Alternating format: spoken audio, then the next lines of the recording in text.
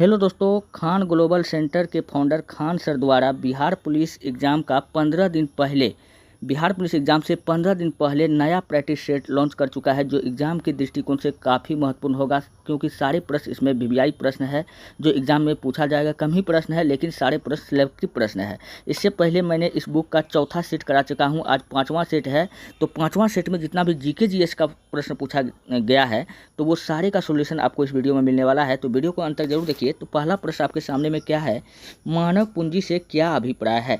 तो मानव पूंजी से क्या अभिप्राय है, पूंजी को बैंकों में जमा, मानव के पास पूंजी होता है, पूंजी को कहाँ ले जाता है, बैंक में भी ले जाता है। और इंसानों में निवेश, इंसान अपने ज़रूरतमंद चीज़ों पर, जैसे शिक्षा हो गया, स्वास्थ्य हो गया, जीवन स्तर को उच्च बनाने के लिए इस पूंजी को क्या करता है, खर्च करता है। ये भी बात सही है। मशीन और औजार भी खरीदता है, ये भी बात सही है। लेकिन सबसे अच्छा ऑप्शन नंबर बी है, इंसान में निवेश करता है। इंसान अपने जीवन स्तर को उच्च बनाने के लिए अपने शिक्षा पर खर्च करता है, स्वास्थ्य पर खर्च करता है, इन सबों पर वो खर्च करता है। तो ऑप्शन नंबर बी क्या हो जाएगा, बिल्कुल राइट हो जाएगा। निम्नलिखित में कौन खाद्यान्न के स्रोत है। 32 नंबर का प्रश्न है, कौन खाद्यान्न के स्रोत है। आयात नीति, भंडारण नीति, गहन खेती नीति, इनमें से सभी। तो ऑप्शन नंबर ए इस प्रश्न का बिल्कुल राइट हो जाएगा, गहन खेती नीति।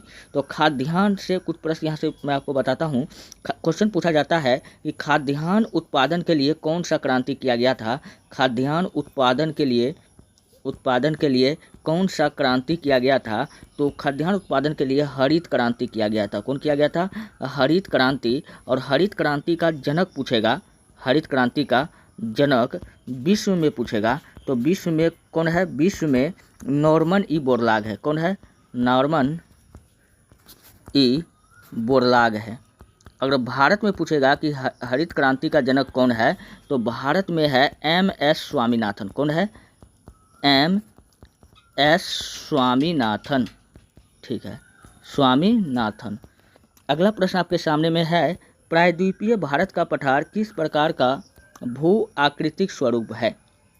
प्रायद्वीपीय भारत का पठार ये किस प्रकार का, ये क्वेश्चन पूछ रहा है, प्रायद्वीपीय भारत का पठार किस प्रकार का भू आकृतिक स्वरूप है।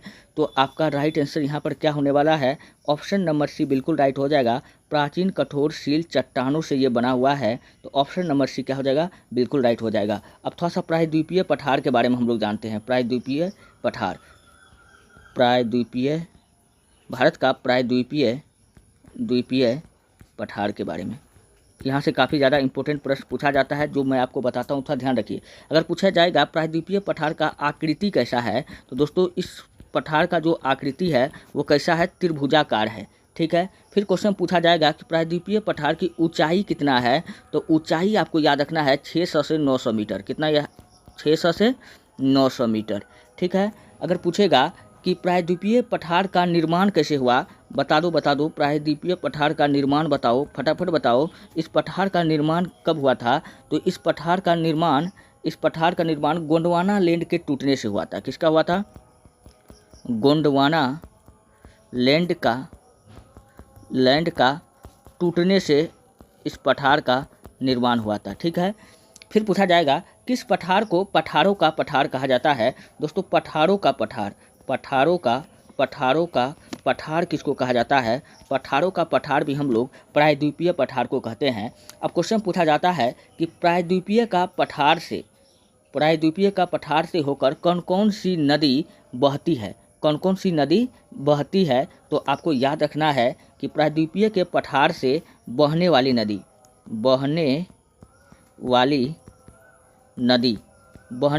कौन कौन सा है। तो आपको याद रखना है नर्मदा नदी और ताप्ती नदी और आपको याद रखना है गोदावरी नदी। ये तीनों नदी जो है प्रायद्वीपीय के पठार से बहती है, ये बात आपको याद रखना है। चलिए अगला प्रश्न, अगर यहाँ तक क्लियर है तो हम लोग बढ़ते हैं अगले प्रश्न की ओर। अगला प्रश्न है 34 नंबर का, सिंधु गंगा ब्रह्मपुत्र मैदान किस प्रकार के मैदान है। तो सिंधु गंगा ब्रह्मपुत्र मैदान जो मैदान है वह एक प्रकार का जलोढ़ मैदान है, अर्थात इस मैदान में जलोढ़ मिट्टी पाया जाता है। क्या पाया जाता है? जलोढ़ मिट्टी पाया जाता है। इस प्रश्न का ऑप्शन नंबर सी क्या हो जाएगा? बिल्कुल राइट हो जाएगा। अच्छा, क्वेश्चन पूछा जाएगा कि जलोढ़ मिट्टी, नया जलोढ़ मिट्टी को हम लोग क्या कहते हैं? नया जलोढ़ मिट्टी को हम लोग क्या कहते हैं? दोस्तों, नया जलोढ़ मिट्टी को हम लोग खादड़ कहते हैं। वहीं पूछ लेता पुरानी जलोढ़ मिट्टी को हम लोग क्या कहते हैं? तो पुरानी जलोढ़ मिट्टी को हम लोग बांगर कहते हैं। काफ़ी इंपॉर्टेंट है भैया। पुरानी जलोढ़ मिट्टी को हम लोग क्या कहते हैं? बांगर कहते हैं। अच्छा, और भी मैं आपको जलोढ़ मिट्टी से कुछ प्रश्न बताता हूँ जो आपको याद रखना है। जलोढ़ मृदा को बिहार में किस नाम से जाना जाता है? दोस्तों, बिहार में इसको दियारा कहा जाता है। क्या कहा जाता है? दियारा कहा जाता है। ये बात आपको याद रखना है। और यह सबसे उपजाऊ मृदा है। क्या है? सबसे उपजाऊ मृदा भी पूछेगा कौन सा है? तो जलोढ़ मृदा है। जल के द्वारा लाई गई या ढोई गई मृदा को हम लोग क्या कहते हैं? जलोढ़ मृदा कहते हैं। और जलोढ़ मृदा को हम लोग कछाड़ी, जलोढ़ मृदा को कछाड़ी या काफ मृदा भी कहते हैं, या काफ मृदा भी कहते हैं। चलिए, यहाँ तक 35 नंबर का प्रश्न तक क्लियर हो चुका है। नेक्स्ट अगला प्रश्न है 36 नंबर का। सतपुड़ा पर्वतमाला के दक्षिण में निम्नलिखित में कौन सी घाटी स्थित है? तो सतपुड़ा पर्वतमाला के दक्षिण में कौन सी घाटी स्थित है? तो इस प्रश्न का बिल्कुल राइट क्या हो जाएगा? इस प्रश्न का 35 नंबर का ना प्रश्न है। हाँ, तो यहाँ ताप्ती घाटी क्या हो जाएगा? ताप्ती घाटी। ऑप्शन नंबर बी क्या हो जाएगा? बिल्कुल राइट हो जाएगा। अच्छा, अब हम आपको सतपुड़ा पर्वतमाला के बारे में बताता हूँ। सतपुड़ा के बारे में मैं आपको बताता हूँ। 35 नंबर कितना नंबर का है? 36 नंबर का प्रश्न है। चलिए, सतपुड़ा पर्वतमाला, ये यहाँ कुछ छूट गया दोस्तों, एक प्रश्न छूट गया 35 नंबर का। मध्य उच्च भूमि का पठार यहाँ छूट गया था एक प्रश्न, इसको मैं बता रहा हूँ। मध्य उच्च भूमि का प्रमुख पठार कौन सा पठार है? तो मध्य उच्च भूमि का जो प्रमुख पठार है वो कौन सा पठार है? तो मालवा का पठार है। तो ऑप्शन नंबर बी क्या हो जाएगा? बिल्कुल राइट हो जाएगा। अब मैं आपको मालवा का पठार से ऑब्जेक्टिव क्वेश्चन बताता हूँ। मालवा का पठार, मालवा के पठार से क्या ऑब्जेक्टिव क्वेश्चन बनता है? इसका अधिकांश भाग पूछेगा कहाँ पड़ता है? तो इसका अधिकांश भाग एमपी में पड़ता है। अधिकांश भाग किस राज्य में पड़ता है? तो मध्य प्रदेश में पड़ता है। ठीक है। और मालवा का पठार पूछेगा कि किस राज्यों में फैला हुआ है? तो मालवा का पठार जो फैला है वो एमपी से राजस्थान के बीच, राजस्थान के बीच फैला हुआ है। ठीक है। फिर क्वेश्चन पूछा जाएगा कि मालवा के पठार का प्रमुख मिट्टी क्या है? तो मालवा के पठार पर कौन सा मिट्टी पाया जाता है? तो मालवा के पठार का प्रमुख मिट्टी अगर पूछेगा यहाँ कौन सा है, तो आपको बताना है कि काली मिट्टी। क्या बताना है? काली मिट्टी। और इसी को हम लोग रेंगुर मृदा कहते हैं। क्या कहते हैं? रेंगुर मृदा कहते हैं। मालवा की पठार की अगर ऊंचाई पूछेगा कि औसत ऊंचाई बताओ इसका कितना है? इसका औसत ऊंचाई 500 से 600 मीटर है। कितना है? 500 से 600 मीटर है। अच्छा, मालवा के पठार का लगभग मध्य से पूछेगा कौन सी रेखा गुजरती है? मालवा पठार के मध्य से यानी बीच से कौन सी रेखा गुजरती है? तो कर्क रेखा गुजरती है। कौन सी रेखा गुजरती है? कर्क रेखा पूछेगा किस पठार के मध्य से होकर गुजरती है? तो आपको क्या बताना है? मालवा के पठार से होकर गुजरती है। कौन सा रेखा? कर्क रेखा गुजरती है। ठीक है। फिर क्वेश्चन आपको याद रखना है कि मालवा का पठार अरावली और विंध्य पर्वतमाला के बीच स्थित है। किस पर्वतमाला के बीच में स्थित है? तो आपको बताना है कि अरावली और विंध्य पर्वतमाला के बीच में स्थित है। और मालवा के पठार से निकलने वाली नदी, मालवा के पठार से कौन कौन सी नदी निकलती है? तो मालवा के पठार से निकलने वाली नदी का नाम मैं आपको यहाँ पर लिख रहा हूँ, आप लोग नोट कर लीजिए। फटाफट आप लोग कॉपी पेन लेकर के बैठिए। जितना मैं बता रहा हूँ काफ़ी इंपॉर्टेंट है। अगर आपने इतना कर डाला तो लाइव का कोई भी एग्जाम को आप निकाल सकते हैं। चलिए, पहला नदी का नाम आपको याद रखना है माही नदी। क्या याद रखना है? माही नदी। फिर आपको याद रखना है चंबल नदी। फिर याद रखना है बेतवा नदी। फिर आपको याद रखना है माही हो गया, चंबल हो गया, बेतवा हो गया, एक और नदी है केन नदी। यही 4 नदी निकलती है, आपको याद रखना है। चलिए, 36 नंबर का प्रश्न की ओर हम लोग बढ़ते हैं। 36 नंबर का प्रश्न है सतपुड़ा पर्वतमाला के दक्षिण में निम्नलिखित में कौन सी घाटी स्थित है? सतपुड़ा पर्वतमाला का दक्षिण में पूछा है कि कौन सी घाटी स्थित है। तो तो भैया सतपुड़ा पर्वतमाला के दक्षिण में ताप्ती नदी घाटी स्थित है। कौन सा है? ताप्ती नदी घाटी स्थित है। तो इस प्रश्न का ऑप्शन नंबर बी क्या हो जाएगा? बिल्कुल राइट हो जाएगा। अब मैं आपको सतपुड़ा पर्वतमाला से जो भी इम्पोर्टेंट प्रश्न बनता है उसको मैं बता रहा हूँ। सतपुड़ा पर्वतमाला, ठीक है, पूछा जाएगा कि यह किस नदी के बीच स्थित है, तो आपको क्या बताना है? नर्मदा और ताप्ती नदी के बीच स्थित है। तो सतपुड़ा पर्वतमाला किसके किसके बीच में स्थित है? तो आपको क्या बताना है? सतपुड़ा पर्वतमाला किसके किसके बीच स्थित है? तो आपको बता, नर्मदा और ताप्ती नदी, नर्मदा प्लस ताप्ती नदी के बीच स्थित है, ठीक है। फिर क्वेश्चन पूछा जाएगा कि सतपुड़ा पर्वतमाला का सबसे ऊंची चोटी का नाम क्या है? सतपुड़ा पर्वतमाला का सबसे ऊंची चोटी, सबसे ऊंची चोटी, ऊंची चोटी का क्या नाम है? तो ऊंची चोटी धूपगढ़ की चोटी है। कौन सा है? ऊंची चोटी को हम लोग धूपगढ़ की चोटी कहते हैं, धूपगढ़ की चोटी कहते हैं, ठीक है। और इसकी ऊंचाई 1350 मीटर है। कितना है? 1350 मीटर है, ठीक। सतपुड़ा पर्वतमाला का कहेगा कि विस्तार कहाँ से कहाँ तक है? तो आपको बताना है मध्य प्रदेश, महाराष्ट्र और छत्तीसगढ़ के राज्यों में ये फैला हुआ है। सतपुड़ा पर्वतमाला का विस्तार हम लोग जानते हैं। तो विस्तार में आपको याद रखना है मध्य प्रदेश, एमपी हो गया, फिर आपका महाराष्ट्र हो जाएगा, छत्तीसगढ़ हो जाएगा, महाराष्ट्र हो जाएगा, छत्तीसगढ़ हो जाएगा, छत्तीसगढ़ में फैला हुआ है, ठीक है। फिर क्वेश्चन आपसे पूछा जाएगा किस पर्वतमाला को हम लोग 7 पर्वतों का श्रृंखला कहते हैं?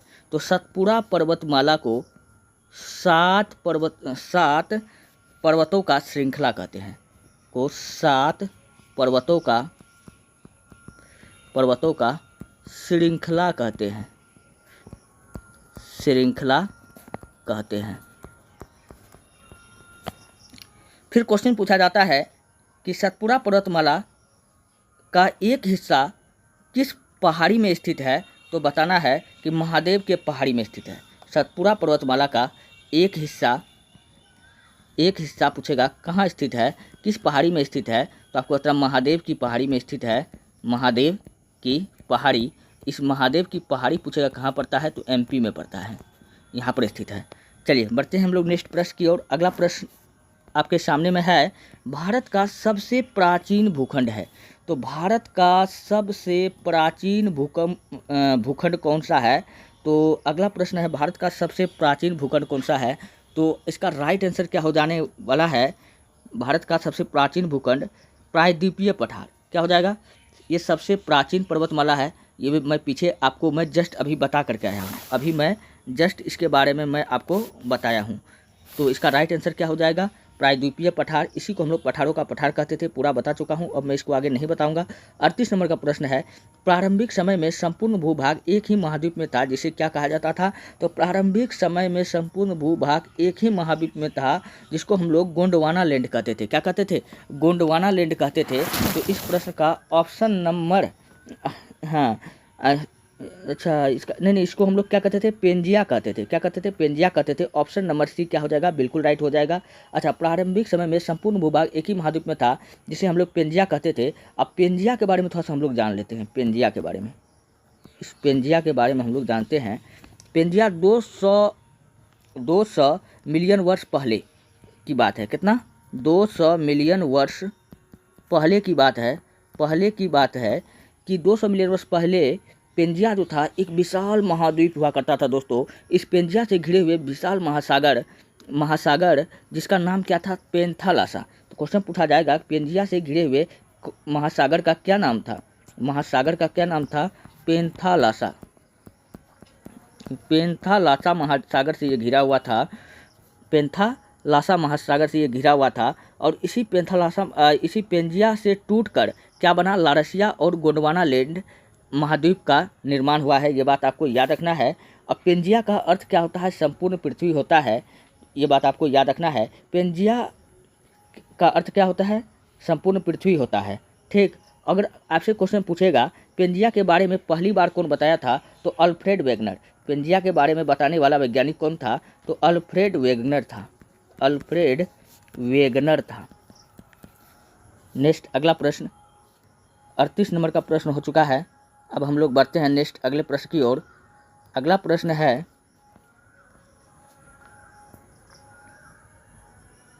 जैव विविधता सम्मेलन 2024 किस देश में हुआ? तो जैव विविधता सम्मेलन 2024 किस देश में हुआ? तो आपको बताना है कोलंबिया में हुआ था। कहाँ हुआ था? कोलंबिया में। इस प्रश्न का ऑप्शन नंबर सी क्या होगा? बिल्कुल राइट हो जाएगा। अच्छा ठीक है। और इस सम्मेलन को, जैव विविधता सम्मेलन जो 2024 कोलंबिया में हुआ था, इस सम्मेलन को हम लोग COP16 के नाम से जानते हैं। किस नाम से जानते हैं? COP16, COP16 के नाम से जानते हैं। क्वेश्चन पूछा जाएगा कि जैव विविधता दिवस कब मनाया जाता है? जैव विविधता दिवस 22 मई को मनाया जाता है। कब मनाया जाता है? 22 मई को प्रत्येक साल मनाया जाता है। अब क्वेश्चन पूछा जाएगा कि 2024 में जो आपका जैव विविधता हुआ था, दिवस मनाया गया था, इसका थीम क्या था? इसका थीम क्या था? तो दोस्तों इसका जो थीम था क्या था? योजना का हिस्सा बने। योजना का हिस्सा बने, यही इसका थीम था। चलिए बढ़ते हैं नेक्स्ट अगले प्रश्न की ओर। अगला प्रश्न है गांधी सागर वन्यजीव अभ्यारण्य किस राज्य में स्थित है? तो गांधी सागर वन्यजीव अभ्यारण्य किस राज्य में स्थित है? तो ये आपका हो जाएगा मध्य प्रदेश में। कहाँ हो जाएगा? मध्य प्रदेश में। और मध्य प्रदेश में कौन कौन सा अभ्यारण्य स्थित है, कौन कौन सा राष्ट्रीय उद्यान स्थित है, मैं आपको बता रहा हूँ, आप लोग ध्यान से देखिए। चलिए अब हम लोग देखते हैं मध्य प्रदेश का राष्ट्रीय उद्यान। अगर आपसे पूछेगा कि कान्हा राष्ट्रीय उद्यान कहाँ है? कान्हा राष्ट्रीय उद्यान, कान्हा राष्ट्रीय उद्यान कहाँ है? तो ये भी मध्य प्रदेश में है। फिर आपसे क्वेश्चन पूछा जाएगा, कान्हा हो गया, फिर आपसे क्वेश्चन पूछा जाता है कि बांधवगढ़ राष्ट्रीय उद्यान कहाँ पर है? बांधवगढ़, बांधवगढ़। फिर पूछा जाएगा कि पेंच राष्ट्रीय उद्यान कहाँ है? पेंच। फिर पूछेगा कि पन्ना नेशनल पार्क कहाँ है? पन्ना नेशनल पार्क कहाँ है? फिर क्वेश्चन इसमें पूछा जाता है, ये सारा उद्यान क्या है, इंपॉर्टेंट है। फिर पूछा जाएगा संजय गांधी राष्ट्रीय उद्यान कहाँ है? संजय गांधी राष्ट्रीय उद्यान कहाँ है? संजय गांधी राष्ट्रीय उद्यान कहाँ है? फिर क्वेश्चन ये भी पूछा जाता है कि ओमकारेश्वर राष्ट्रीय उद्यान कहाँ है?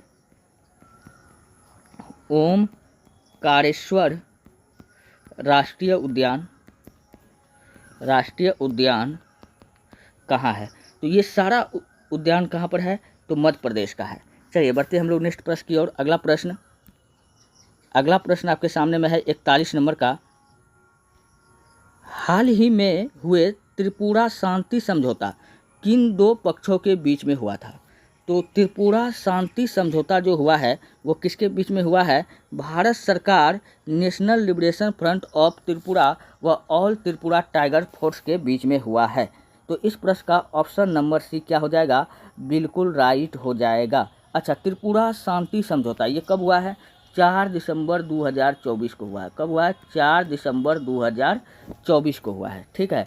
और त्रिपुरा शांति सरकार त्रिपुरा और इंडिया सरकार के यानी भारत सरकार के बीच में हुआ है। और इस समझौता के तहत 10,000 मणिपुर कहाँ पर?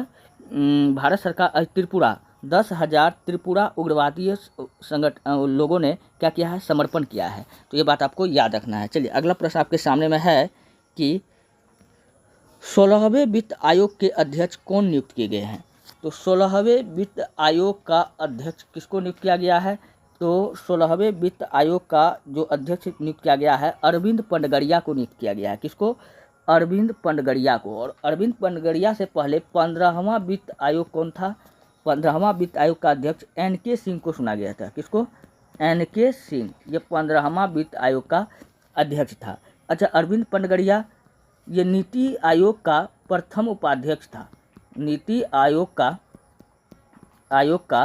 प्रथम उपाध्यक्ष था। प्रथम उपाध्यक्ष भी पूछेगा कौन था? तो यही व्यक्ति था, अरविंद पनगड़िया था। ये बात आपको याद रखना है। अच्छा, वित्त आयोग किस आर्टिकल में आता है? आर्टिकल 280। अच्छा, वित्त आयोग का प्रथम अध्यक्ष किसको बनाया गया था? तो KC नियोगी को बनाया गया था। ठीक है। वित्त आयोग पूछेगा का गठन किसके द्वारा किया जाता है? अब मैं आपको बता रहा हूँ वित्त आयोग का गठन किसके द्वारा किया जाता है? इसका गठन दोस्तों राष्ट्रपति करता है। कौन करता है? राष्ट्रपति करता है। वित्त आयोग का अगर कार्य पूछे तो क्या होता है? केंद्र और राज्यों के बीच करों का बंटवारा। केंद्र और राज्यों के बीच करों का बंटवारा करता है। कौन? वित्त आयोग करता है। ठीक है। और इसके बारे में याद रखना है कि वित्त आयोग में कितने सदस्य होते हैं? तो वित्त आयोग में 5 सदस्य होता है। कितना सदस्य होता है? 5 सदस्य होता है। प्रथम वित्त आयोग का अध्यक्ष पूछेगा कौन था? तो प्रथम वित्त आयोग का अध्यक्ष, प्रथम वित्त आयोग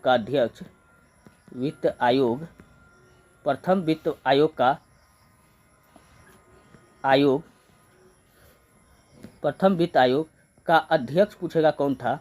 तो प्रथम वित्त आयोग का जो अध्यक्ष था उसका क्या नाम था? केसी नियोगी इसका राइट आंसर हो जाएगा। चलिए हम लोग बढ़ते हैं नेक्स्ट अगले प्रश्न की ओर। अगला प्रश्न है, किस देश ने पहला महिला T20 कप 2024 का खिताब जीता है? तो पहला महिला T20 विश्व कप का खिताब जीतने वाला कौन सा देश है? तो वो न्यूजीलैंड है। तो ऑप्शन नंबर डी क्या हो जाएगा? बिल्कुल राइट हो जाएगा। अच्छा, 2024 में पुरुष T20 कप कौन सा देश जीता है? पुरुष T20 कप कौन सा देश जीता है? तो अपना देश अभी भारत जीता है। तो इस प्रश्न का ऑप्शन अगर पूछता तो भारत राइट आंसर होता। अच्छा, 2024 में भारत ने किसको हरा करके जीता था? तो दक्षिण अफ्रीका को हराया था। किसको हराया था? तो रनर टीम पूछेगा कौन सा था? तो दक्षिण अफ्रीका को 7 रन से हराया था। 7 रन से हराया था। प्लेयर ऑफ द टूर्नामेंट पूछेगा, प्लेयर ऑफ द मैच पूछेगा कौन हुआ था इस दिन? तो फाइनल में प्लेयर ऑफ द मैच दोस्तों, फाइनल में प्लेयर ऑफ द मैच किसको चुना गया था? Player of the match